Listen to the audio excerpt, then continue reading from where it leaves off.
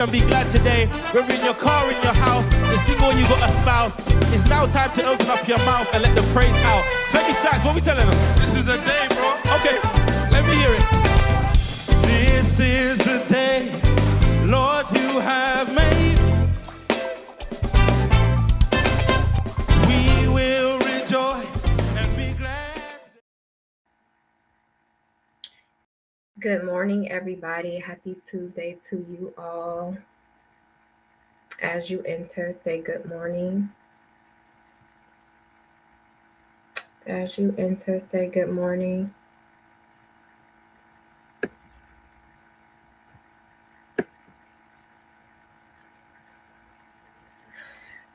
Good morning, everybody.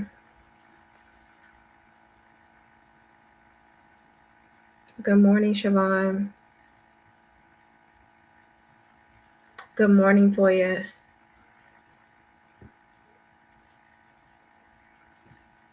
All right.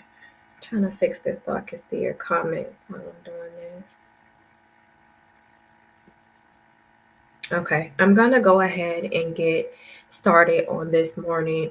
So the scripture verse for this morning is what Bishop read on Sunday, Mark 8:22 through 25. I'm reading from the NIV translation, and it reads, "They came to Bethsaida, and some people brought a blind man and begged Jesus to touch him. He took the blind man by the hand and led him outside the village. When he had spit on the man's eyes and put his hands on him, Jesus asked, 'Do you see anything?' Verse 24, he looked up and said, 'I see people. They look like trees walking around.' Once more, Jesus put his hands on the man's eyes. Then his eyes were opened. His sight was restored, and he saw everything clearly.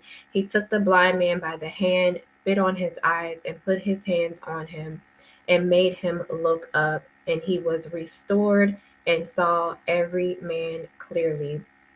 So everyone on this live, and if you'll go back and watch this, watch the replay, everyone knows what it feels like to lose focus, whether it's spiritually, mentally, or emotionally. Life can get blurry, pressure gets heavy, distractions multiply, bills, family, ministry, your timeline, battles, it all crowds the mind. But there is one touch from Jesus that can restore clarity, direction, and focus. So today we're asking Jesus to touch our minds, our vision, and our purpose. And the title of the morning's devotional is "Lord, Fix My Focus." Lord, fix my focus. If someone could please type that in. So number one on this morning, Jesus takes you by the hand. That is point one. Jesus takes you by the hand. In verse 23, it reads, he took the blind man by the hand. His hand represents guidance. Before Jesus can restore your focus, he restores your connection with him. He doesn't shout instructions from far away. He comes near to you. And he comes near to you because in James 4:8, it says that draw near to God and he will draw near to you.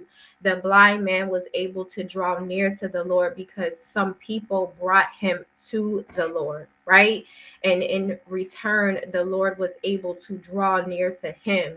Listen, when you surround yourself by people of God, that's a blessing unto you. It is important to know who you are surrounded by. Always be aware of your surroundings. Who you surround yourself by is important. You may not have a physical ailment where people can automatically tell something is wrong with you.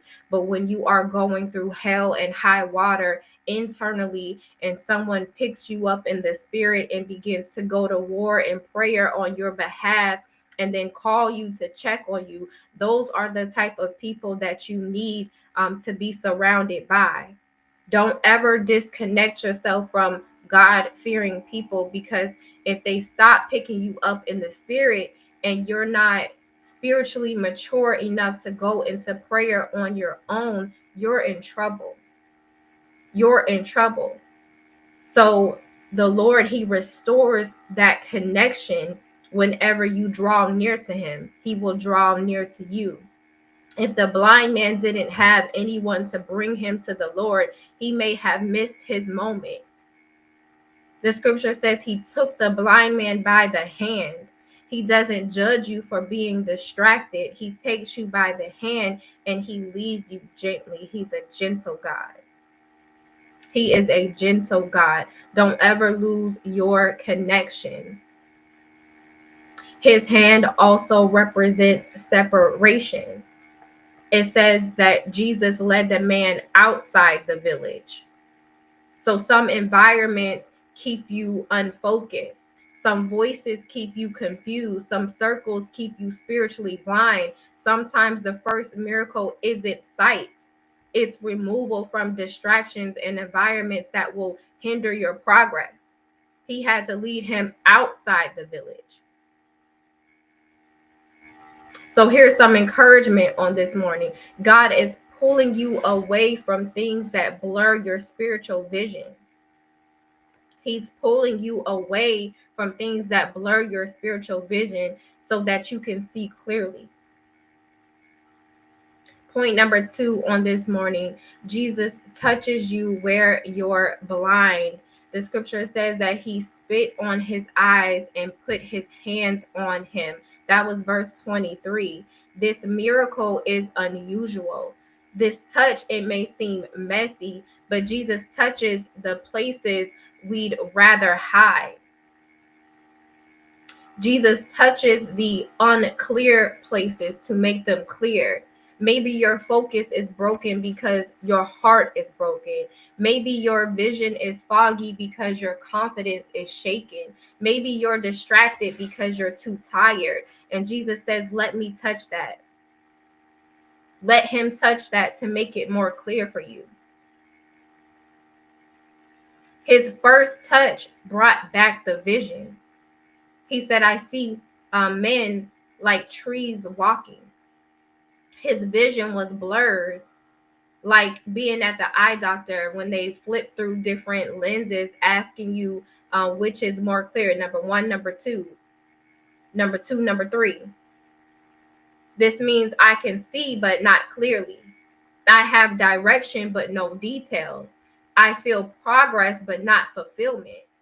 So don't get discouraged when the first touch isn't the full breakthrough. Partial sight is still proof you're on the right track. So don't give up on the Lord because he won't give up on you. Don't give up on the Lord because he won't give up on you. You have to see it through to the end. You have to trust that he's going to give you that full breakthrough. Don't give up when it doesn't look like what it's supposed to be. It's coming.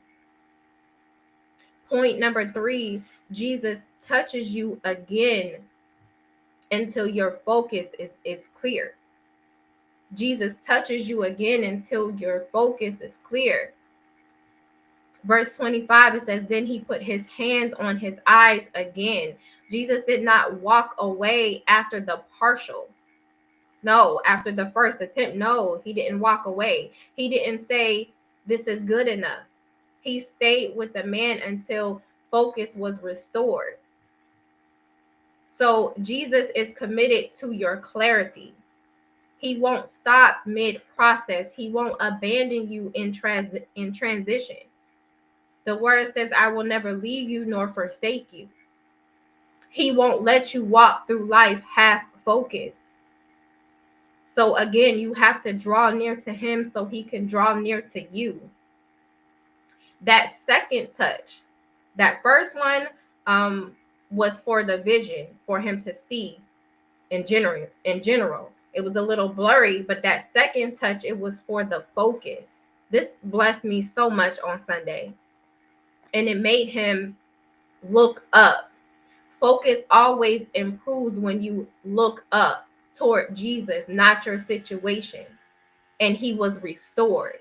Restoration means the vision you lost is coming back. The passion you lost is coming back. The direction you lost is coming back. The purpose you misplaced is coming back. And the scripture says, and saw every man clearly. God is about to give you clarity about decisions that you need to make, people that need to help you build that business, opportunities that are coming, assignments that you need to finish, relationships that need restored or built, and your calling that you need to be walking in. This is the year of clear sight and focused living. Type that in the chat. This is the year of clear sight and focused living. And the last point number 4 on today, a touch from Jesus brings focused purpose. A touch from Jesus brings focused purpose. So a touch from Jesus doesn't just clear your eyes, it clears your assignment. When God sharpens your focus, you stop chasing everything. You stop worrying about everything. You stop pouring energy into distractions. You stop settling for blurred vision. You stop allowing emotions to run your day. You become intentional about the work of the Lord. You become steady. You become disciplined. You become purpose driven. God is giving you the gift of supernatural focus, focus that breaks confusion and eliminates the noise and restores your direction. Lord, fix my focus on this morning. Fix my focus. So all you need is one touch, one moment in the presence of Jesus to go from blurred to clear, from confused to focus, from wondering to being in alignment. Today, ask Jesus, Lord, touch my mind, touch my vision, touch my purpose. Give me focus again. Touch my mind, touch my vision, touch my purpose, and give me focus again. We all get distracted, but we have to get back on track because we have a purpose. We have assignments to fulfill. I pray that this devotional was a blessing unto you all on this morning. I hope that you attend the last Bible study for the year. It's today at 7 p.m. Panera Bread in Wake Forest. I hope you all have a great rest of your day.